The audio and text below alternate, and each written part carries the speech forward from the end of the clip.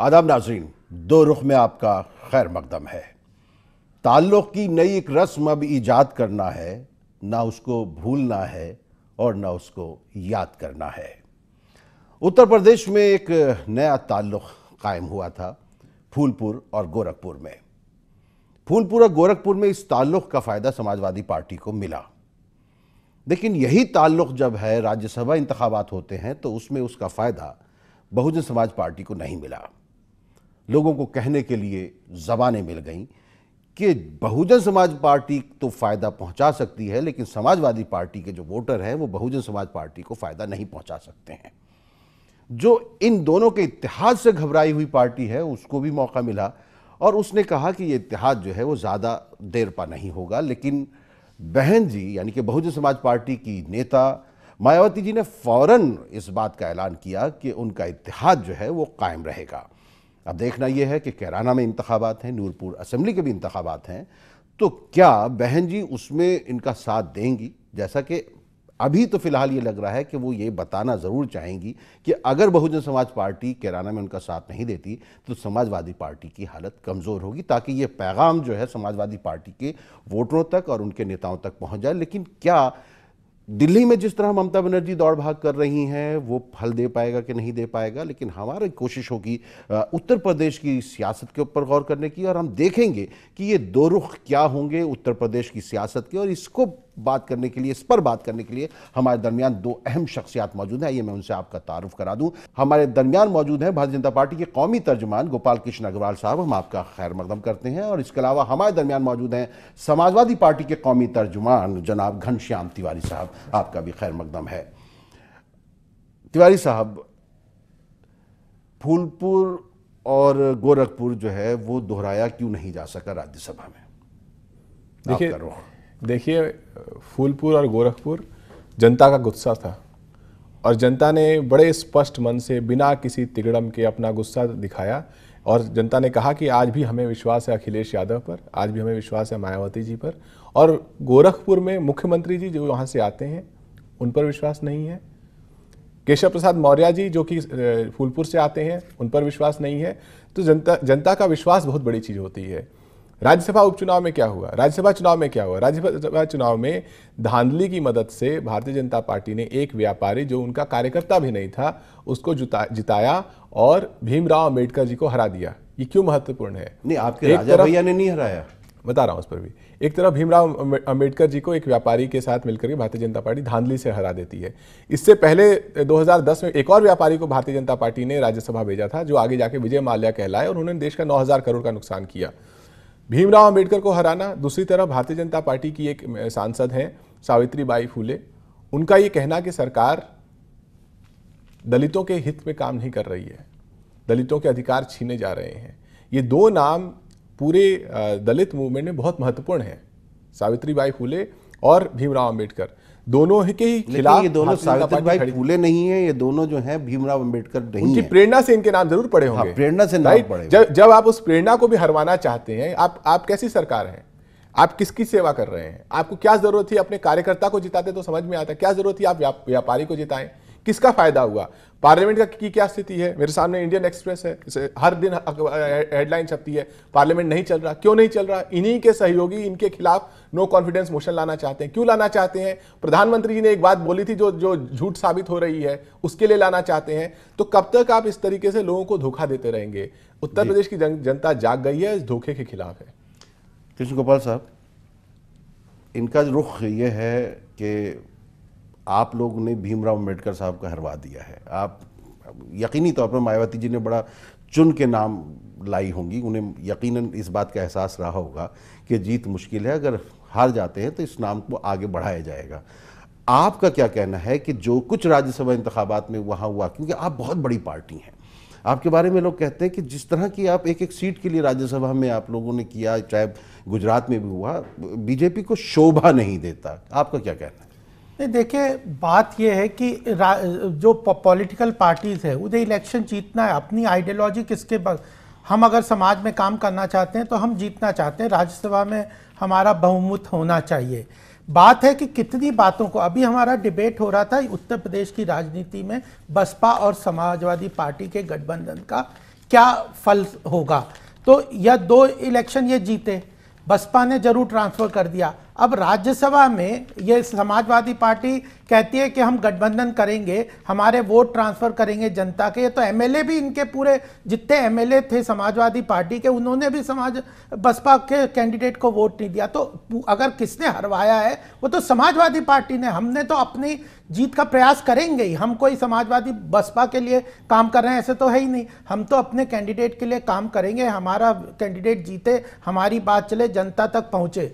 हराया है किसी ने तो समाजवादी पार्टी ने। और यह धोखे की जो राजनीति ये करते हैं आज की नहीं है। मायावती जी आज समझे या ना समझे या समझ के भी वो शांत रहे वो बात अलग है, लेकिन इन्होंने पहले भी उनके साथ किस तरह का जो उस वक्त भी उनको अगर किसी ने बचाया था, उस वक्त लखनऊ में जो हादसा हुआ था उनके साथ जिस तरह से, तो उस वक्त अगर किसी ने बचाया तो भारतीय जनता पार्टी ने बचाया। तो हम एक पार्टी हैं विद डिफरेंस आइडियोलॉजी है, एक राजनीति में स्वच्छता लेके काम करते हैं, भ्रष्टाचार को खत्म करना है उसके लिए काम करना है। उत्तर प्रदेश में जिस तरह से समाजवादी पार्टी का जो शासन हुआ इतने सालों तक, उसमें जो अराजकता, जो लॉलेसनेस, गुंडागर्दी के जिस तरह का हाल था, और वो कोई हम नहीं कह रहे थे, बसपा के खुद मायावती जी कितने बार बोल रही थी। तो उस चीजों को जनता जानती है, कोई यह तो बात है नहीं। और बाई इलेक्शन का रिजल्ट का अलग है, आने वाले समय में क्या होगा, लेकिन जो गठबंधन होता है वो किसी आइडियोलॉजी पे होता है, कोई विचारधारा पे होता है, एक दूसरे के अंदर विश्वास पे ऊपर होता है। तो वह कोई भी चीज नहीं है, यह मौका परस्ती का गठबंधन था और कुछ चीजें हमें भी ध्यान में आ गई और तो हम उसके बाद आगे बढ़ेंगे। लेकिन इस मौका परस्ती को जनता जानती है, मायावती जी जानती है, और वो धोखे, इनके धोखे समाजवादी पार्टी ने जनता के साथ और बसपा के साथ जो धोखा किया उसको भी समाज जानता है। देखिए ये बहुत बड़ी बात कह रहे हैं। ये कह रहे हैं हम एक राजनीतिक पार्टी हैं, बहुत बड़ी राजनीतिक पार्टी है और जैसे भी हो सके जीतेंगे।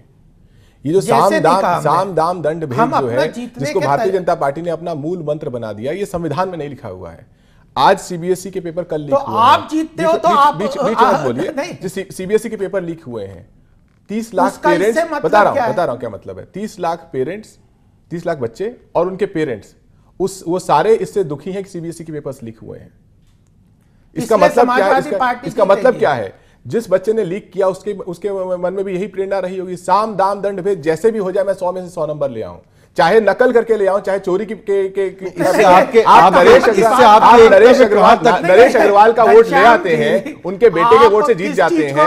आप फूलपुर में, मैं आपके पीछे नहीं बोल रहा था, मैं आपके पीछे नहीं बोल रहा था, आप फूलपुर के चुनाव में एक क्रिमिनल की मदद लेते हैं और राज्यसभा के चुनाव में जहां पर हर विधायक को वोट डालने का अधिकार है, आप तिगड़म से 2 विधायकों को वोट डालने नहीं देते हैं। आप दूसरी पार्टी के विधायकों को तोड़ने की कोशिश करते हैं और कहते हैं ये संवैधानिक है। क्या भीमराव अंबेडकर जी ने इसी तरीके से संविधान की रचना की थी कि साम दाम दंड भेद सुप्रीम होगा, जिस तरीके से भी तोड़ मोड़, किसी को जेल से निकाल दीजिए, किसी को जेल में डाल दीजिए, किसी का वोट खरीद दीजिए, किसी को अपनी पार्टी में रातों रात ले आइए, बोलिए विचारधारा का तालमेल है। कैसी विचारधारा है? नरेश अग्रवाल से इनकी क्या विचारधारा है तालमेल? जिसके बयानों को आपके साथ थे तो नरेश अग्रवाल बहुत अच्छे थे। मुद्दा वो है ही नहीं। बात ये हम ये नहीं कह रहे कि साक्षी महाराज से हमारा विचारों का तालमेल है, हम तो उनका वोट मांगने नहीं जा रहे। जिसके खिलाफ इन्होंने अपनी राजनीतिक बिसात बिछाई, जिनके बयानों के आधार पर इसी तरह के टीवी स्टूडियो में इनका हर प्रवक्ता चिल्लाता था जय श्री राम, नरेश अग्रवाल मुर्दाबाद, उसको साथ लेकर के कहते हैं हम ये जनता का चुनाव जीत गए हम लोग। वो अच्छा है तो अच्छा है, बुरा है तो भी अच्छा है। मिजाजे इश्क में ऐबो हुनर देखे नहीं जाते। हम लौट कर आते हैं इस मुख्तसर वक्फे के बाद।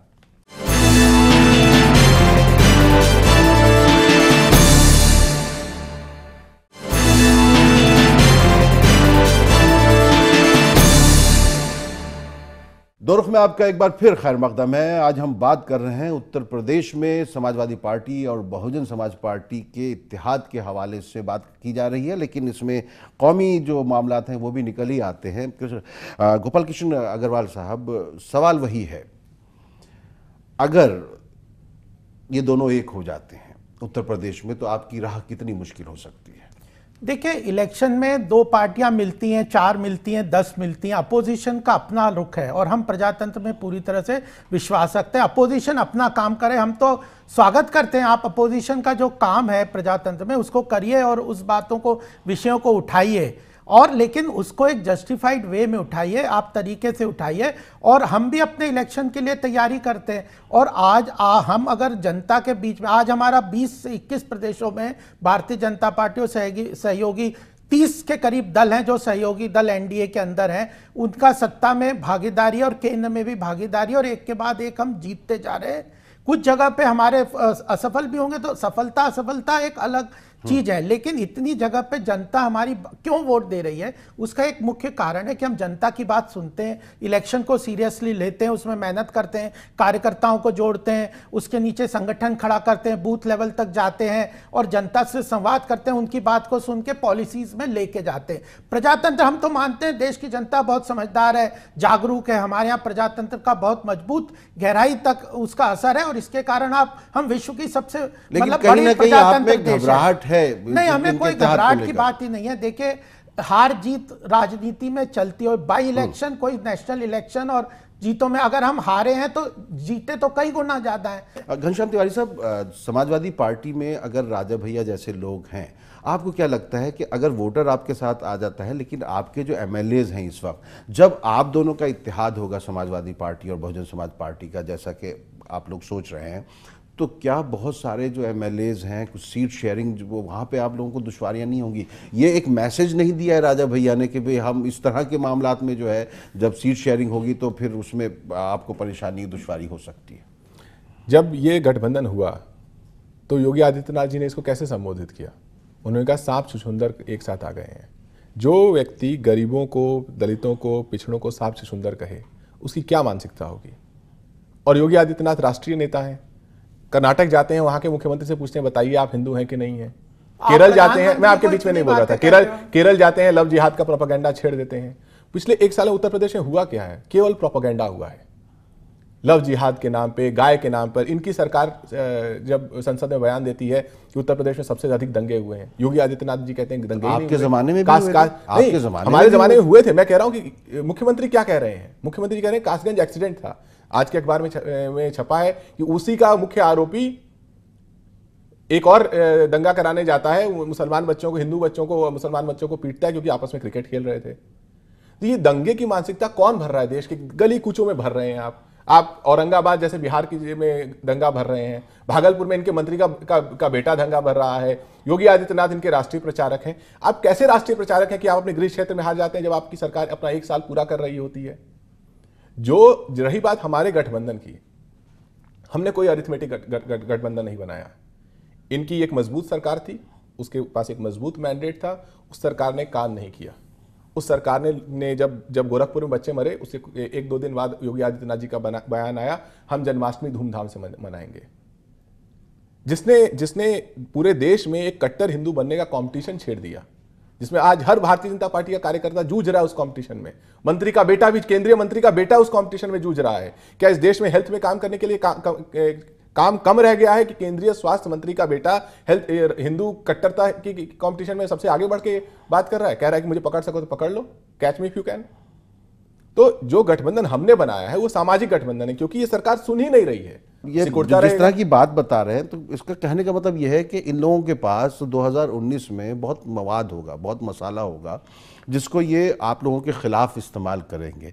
तो उसको रोकने के लिए भी आप लोगों के पास कुछ इस तरह के ढाले हैं कि नहीं है? नहीं, देखिए, इनकी बातों को कोई वजूद हो या कोई चीज में कोई ऑथेंटिसिटी हो तब तो बात है। जनता की सवालों का जवाब हम देंगे। हमारा मैनिफेस्टो है, हमारे मैनिफेस्टो में 2014 में जो हमने प्रॉमिस किए हैं उनको हम पूरा करके रिपोर्ट कार्ड, प्रधानमंत्री ने बहुत स्पष्ट रूप से कहा हुआ है कि 2019 में मैं रिपोर्ट कार्ड लेके जाऊंगा और जनता के सामने उसके ऊपर अगर मेरे रिपोर्ट कार्ड में जो हमारी बात जो हमने की है वो पूरे नहीं किए तो हम उसमें अपने आप ही उस बात को जनता डिसाइड करेगी और तय करेगी।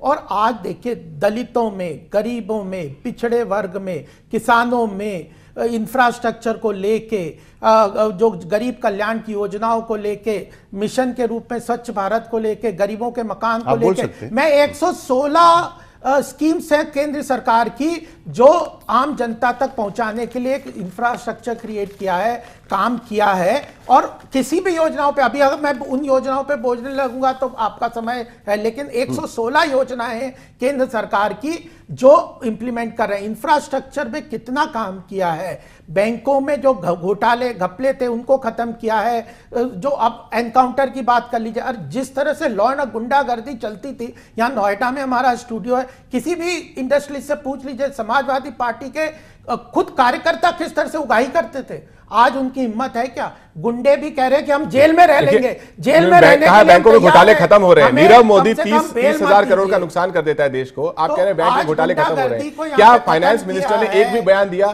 जिस देश के प्रधानमंत्री एक प्रेस कॉन्फ्रेंस नहीं कर पाते और ये कहते हैं कि 4 साल का हिसाब किताब। ये देखिए, ये अन्ना हजारे 4 साल पहले भी अनशन पे बैठे थे, अभी बैठे हैं, लोकपाल नहीं आया। क्या इनके पास एक भी जवाब है लोकपाल इस देश में क्यों नहीं आया? जवाब नहीं देंगे। ये बताइए, आप अन्ना हजारे को सपोर्ट कर रहे हैं? आप जाएंगे अन्ना हजारे के पास बैठने के लिए? हम लोगों ने हमेशा किसान के, देखिए मैं आपके बीच में नहीं बोल रहा था, हमेशा हमने किसान के हर मूवमेंट को सपोर्ट किया है, लेकिन लोकपाल पे एक जवाब नहीं देंगे। ये एक जवाब नहीं देंगे कि संसद में दबे पांव हल्ला बोल के बीच में इन लोगों ने एक ऐसा बिल क्यों पारित किया जो विदेशी कंपनियों को इजाजत देता है हमारे देश की राजनीति में इन्वेस्ट करने के लिए। एक जवाब दे दीजिए, किसी कोई भारतीय जनता पार्टी का प्रवक्ता दे दे कि हमने ऐसा बिल क्यों पारित किया जो बिना स्क्रूटनी के विदेशी ताकतों को इजाजत देता है कि हमारी, ये फाइनेंस बिल की बात कर रहा है, अभी फाइनेंस बिल की बात कर रहे हैं। देखिए दर्शक बेवकूफ नहीं है, वो जाकर के गूगल कर लेगा कि आपने फाइनेंस बिल क्या पास किया है और वो विदेशी कंपनी में कैसे आप, देखिए यही इनकी हार का वजह होगा। एक अहंकार, ऊपर से झूठ। लोकपाल चुप, फाइनेंस बिल चुप, किसानों को क्या वादा किया चुप, नीरव मोदी चुप, रफाल डील चुप, हर चीज में जहां पे जनता का सरोकार है चुप, और जहां पे बड़ी बड़ी बातें कहनी है। दलित विरोधी टैग का भारतीय जनता पार्टी कैसे मुकाबला कर रही है, अखबार में छपा है। ये लोग कह रहे हैं कि अब से उत्तर प्रदेश में, ऐसा तो नहीं लग रहा। देखिए मैं लौट के आऊंगा, अब से उत्तर प्रदेश में क्या कह रहे हैं? कह रहे हैं अब से उत्तर प्रदेश में डॉक्टर भीमराव अंबेडकर को डॉक्टर भीमराव अंबेडकर नहीं कहा जाएगा, डॉक्टर भीमराव रामजी अंबेडकर कहा जाएगा। तो अब ये हर चीज के लिए इनके पास एक मुखौटा है।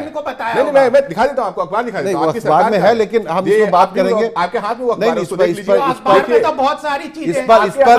पर आपके member of parliament Udit Raj ने भी इस पर जो है नाराजगी जाहिर की है। हम लौट कर आते हैं इस मुख्तसर वक्फे के बाद, लेकिन हम ये जानने की जरूर कोशिश करेंगे कि क्या भारतीय जनता पार्टी से घबरा कर बहुजन समाज पार्टी और समाजवादी पार्टी जो है एक होने की तरफ बढ़ रही हैं और 2019 के लिए उनके पास इसके अलावा कोई चारा नहीं बचा है। हम लौट कर आते हैं इस मुख्तसर वक्फे के बाद।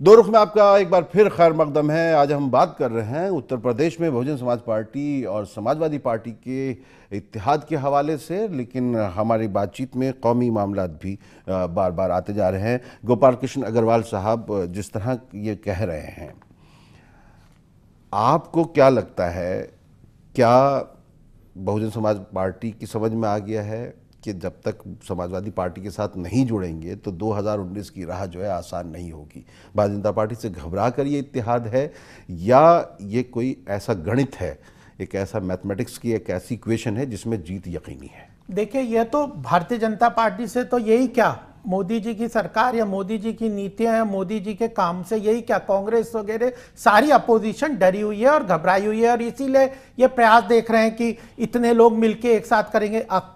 असली में ये सब तो एस्पिरेंट है प्रधानमंत्री के। इनके हर नेता तो चाहते हैं सब अपोजिशन के कि हम प्रधानमंत्री बनेंगे, तो यह कैसे इसको एसिमुलेट करेंगे और क्या, किस बेस पे, क्या आइडियोलॉजी पे करेंगे, किस मिनिमम कॉमन मिनिमम प्रोग्राम पे करेंगे, कोई रास्ता नहीं है। केवल भारतीय जनता पार्टी या मोदी जी को बाहर रखना, और जनता भी जानती है कि मोदी जी की जो देश की प्रगति तभी हो सकती है जब देश में एक मजबूत सरकार रहे। और अलग अलग एक्सपेरिमेंट पहले भी हुए हैं जिनमें अलग अलग विपटन वाले आपस में एक दूसरे के विचारों से ना मिलके उन्होंने सरकार बनाने की third front, fourth front, fifth front, ऐसी सब बातें कई बार करते हैं, लेकिन ये बिखर जाते हैं और अल्टीमेटली यह बाई इलेक्शन में ही ये पता चल जाएगा कि यह आपस में साथ नहीं रह पाएंगे। जब डिस्ट्रीब्यूशन ऑफ टिकट्स आएगा वो आएगा, लेकिन फिर भी अभी भी आप देखिए 5 साल में समाजवादी पार्टी या बसपा अपने कामों को नहीं बताते। कांग्रेस 10 साल में क्या किया, ये समाजवादी पार्टी ने उत्तर प्रदेश में 5 साल में जब इनके पास सत्ता थी इन्होंने क्या किया उसके बारे में कोई चर्चा नहीं। एक साल में ये सवाल तो आपसे भी होगा कि आपने क्या किया। एक साल में सहमत हूं, मैं तो बता रहा हूं, मैं गोपाल जी से सहमत हूं, दो चीजों से सहमत हूं। किसी बहस में सहमति भी होनी चाहिए, केवल सहमति नहीं होनी चाहिए। मैं सहमत हूं जब ये कहते हैं कि डरे हुए हैं, इस देश में लोग डरे हुए हैं, लोग डरे हुए हैं क्योंकि इस देश में जो मॉडल चल रहा है वो है लोग पीएम आलिशान, जनता परेशान, अपोजिशन डरा हुआ है, एग्जाम पेपर लीक हो जाता है, युवा डरा हुआ है, नौकरी नहीं मिल रही है, किसान डरा हुआ है, सरकार सुन ही नहीं रही है, भारतीय जनता पार्टी डरा हुआ है क्योंकि हर जगह दंगा ही राजनीति का माध्यम बन गया है, तो लोग डरे हुए हैं। दूसरी बात जो ये कह रहे हैं समाजवादी पार्टी के काम, इसमें मैं भारतीय जनता पार्टी की तारीफ करना चाहता हूं। पिछले 1 साल में योगी सरकार ने जो उत्तर प्रदेश के अच्छे काम गिनाए हैं, मैं उनका धन्यवाद देता हूं। वो सारे काम वो थे जो हमने किए, तो कम से कम उसी बहाने उन्होंने एक तरीके से हमारे कामों की पुष्टि की, चाहे वो एक्सप्रेसवे था, चाहे वो डायल 100 था, चाहे 1090 था। हरियाणा में जब मुख्यमंत्री के ऊपर आरोप लगे कि आप कानून व्यवस्था ठीक नहीं कर सकते, तो उन्होंने ये नहीं कहा कि हम एंटी रोमियो की पॉलिसी लाएंगे, उन्होंने कहा हम डायल 100 लाएंगे, जो अखिलेश यादव जी ने उत्तर प्रदेश में किया था। तो इसके लिए मैं ये अच्छी बात है कि भारतीय जनता पार्टी की सरकारें, हमारी सरकार जाने के बाद भी हमारे एक सवाल जो ये लोग पूछते हैं और दूसरे लोग भी पूछते हैं, जब आप लोग एक होने लगते हैं सब लोग, कि आपका लीडर कौन होगा, वहां पर जवाब नहीं मिलता है। नहीं, बिल्कुल ये लीडर तो कई हैं, मीडिया की दृष्टि से बहुत ही उपयुक्त सवाल है। और अगर इस सवाल का जवाब फौरन मिल जाए तो यकीनी तौर पर आप लोगों का जोड़ मजबूत हो सकता है, लेकिन यही आके मामला अलग अलग माहौल होता है। पिछली बार जो माहौल था नमो सरकार का था, जहां पे नमो मतलब नरेंद्र मोदी होता था, अगली बार मोदी सरकार का नारा था।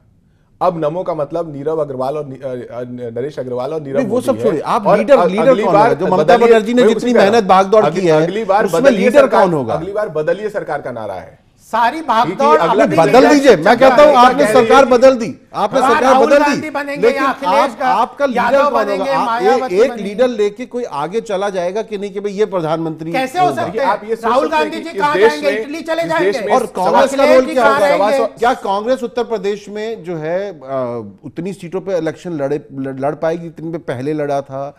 क्या हमने आपके यहाँ रोड शो देखे ना, राहुल गांधी अखिलेश जी की भी पिछली, उसमें क्या वैसा हो पाएगा कि नहीं हो पाएगा? सवाल बहुत है, ये सवाल बहुत है, लेकिन ये सवाल सब अधर वाले सवाल हैं, जमीन वाले सवाल नहीं है। जनता ये नहीं पूछ रही है मेरा लीडर कौन होगा, जनता ये पूछ रही है कि मुझे अच्छी सरकार कौन देगा, कौन मेरी बात कौन करेगा? तो कैसे देंगे? प्रधानमंत्री आकर के एग्जाम वॉरियर की बात करते हैं और एग्जाम पेपर लीक हो जाता है। जनता की बात कर कौन कर रहा है?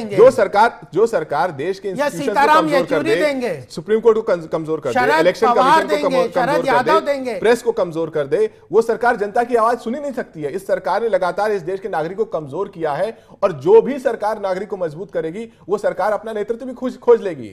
अगली सरकार में जनता ही नेतृत्व कर रही है, और ये सवाल उठ ही नहीं रहा। आप जमीन पे उतरिए, कोई नहीं पूछता लीडर कौन होगा। वो तो ये कह रहे हैं कि सरकार बहुत खराब है, पूछ रही है, ये मीडिया पूछ रही है, मैं मानता हूं मीडिया पूछ रही है, मैं उसका सम्मान करता हूं। तो जनता ये नहीं पूछे लीडर कौन होगा, जनता ये पूछ रही हमारी कौन सुनेगा, हमारे लिए काम कौन करेगा। 8 इलेक्शन बाई इलेक्शन जीत गए तो आप बहुत बड़ी जीत है जनता के बाईपोल से जो है आप, और जो हम प्रदेश के प्रदेश जीतते जा रहे हैं, हम सारे नहीं है। बाईपोल ये कह रहे हैं कि जनता सेटिस्फाइड नहीं है। अच्छा, एक सवाल बस आखिरी, क्योंकि अब वक्त खत्म हो रहा है। किराना में क्या बहन जी की आपको हिमायत मिलेगी पूरी तरीके से, लग रहा है? देखिए, मायावती जी बहुत सीनियर लीडर हैं और अखिलेश जी ने हमेशा उनका सम्मान किया है। उन्होंने कहा है कि अनुभव में वो आगे हैं और हमेशा हमें उनके मार्गदर्शन का सदुपयोग करने आना चाहिए। तो उन्होंने कहा है, अपने प्रेस स्टेटमेंट में कहा है कि आपकी पार्टी कैडर बेस्ड वैसी नहीं है जैसे बहुजन समाज पार्टी है।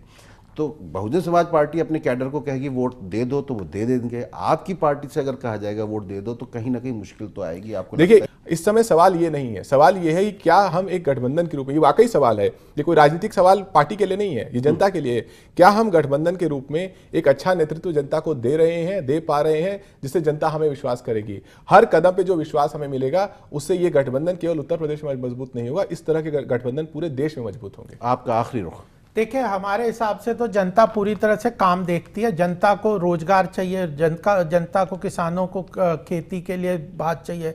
अगर गन्ना किसानों का इतने सालों से बकाया था, उसको हमारी पार्टी ने उस बकाये को चुकाया। 6,000 करोड़ का बकाया था जब ये सरकार उत्तर प्रदेश में गए, उसको किया। और इस बार यूपी इन्वेस्टमेंट समिट था, बजट 4.25 लाख करोड़ का होता, उतना ही इन्वेस्टमेंट इसमें कमिट हुआ। केंद्र सरकार डिफेंस कॉरिडोर बना रही है, 20,000 करोड़ का इन्वेस्टमेंट उसमें होगा। आने वाले 5 साल में डिफेंस में क्या क्या जरूरत है, उसके साथ इंटीग्रेटेड क्लस्टर डेवलपमेंट के साथ जब वो इंडस्ट्री का डेवलपमेंट होगा, वह जाती है। हर डिस्ट्रिक्ट का योगी जी ने कहा है, हर डिस्ट्रिक्ट में एक प्रोडक्ट आइडेंटिफाई करेंगे। अलीगढ़ में ताला है, मथुरा का पेड़ा है, फैजाबाद में कांच का सामान है, मेरठ में खेल का सामान है। डिस्ट्रिक्ट वाइज आइडेंटिफाई करके रोजगार मिलेगा, उसके साथ इंटीग्रेटेड इकोनॉमिक डेवलपमेंट काम कर रहे हैं। 4.25 लाख जनता इसको देखती है। या केवल इस तरह की राजनीति की बातें कर लो और गठबंधन की बात कर लो और लोगों को बेवकूफ बना लो, बुआ को भी धोखा दे दो, ऐसे इस तरह से कोई इतिहास है जनता के सामने। हम जनता के साथ काम करना चाहते हैं, इंफ्रास्ट्रक्चर के साथ, डेवलपमेंट के साथ। और जो गुंडे बदमाश हैं, उत्तर प्रदेश में उन्हें या तो छोड़ के जाना पड़ेगा उत्तर प्रदेश, या वो जेल में रहेंगे, वो बच के नहीं रह सकते। चलिए नाजरीन, दो रुख में आपने ये दो रुख देखे, बहुजन समाज पार्टी और समाजवादी पार्टी के दरमियान इत्तेहाद को लेकर दो रुख भारतीय जनता पार्टी और समाजवादी पार्टी के रुख आपने देख लिए।